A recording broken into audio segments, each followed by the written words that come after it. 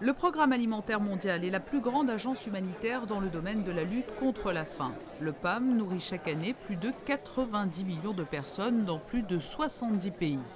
La quarantaine de photographies exposées à la Galerie des pêcheurs est le reflet de ce travail mené au quotidien au cours des 5 dernières années. Le but est d'interpeller les passants qui sont des milliers chaque semaine à emprunter ce long couloir qui conduit au rocher. Je trouve que le clash même culturel entre la souffrance et le bonheur de ceux et celles qui passent et qui visitent Monaco, je pense que c'est un clash qui produit des bons fruits. Je pense que c'est important d'amener une réflexion sur l'humanitaire qui nous touche tous et pourquoi pas le faire alors que les gens sont dans un moment de détente avec des images qui sont quand même souriantes parce que la lutte contre la faim, c'est un challenge immense mais ensemble on peut y arriver. Le gouvernement princier coopère avec le PAM depuis plusieurs années. Des aides d'urgence ont été débloquées pour venir en aide aux populations souffrant de la faim dans de nombreux pays d'Afrique.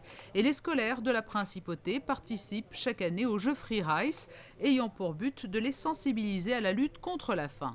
Il est certain que travailler pour le PAM est pour nous une priorité comme avec d'autres institutions. Et c'est vrai que là, Madame Catena, son dynamisme, trouve un magnifique terrain de présentation. La majorité du temps, nous nous efforçons d'être concrets. Aujourd'hui, c'est une exposition de sensibilisation. C'est quand même très important de faire, mais aussi de faire savoir. Pour permettre la venue à Monaco de cette exposition, le Club Image Monaco et la société privée ESCO, l'un des leaders mondiaux de services de soutien logistique intégré, se sont associés à l'initiative gouvernementale.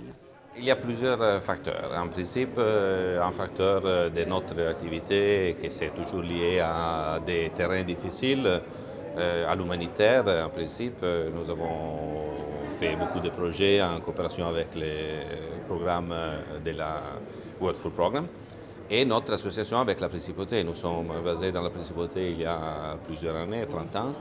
Et dans les dernières années, nous avons développé de bonnes relations avec la coopération pour la réalisation des projets sur le terrain.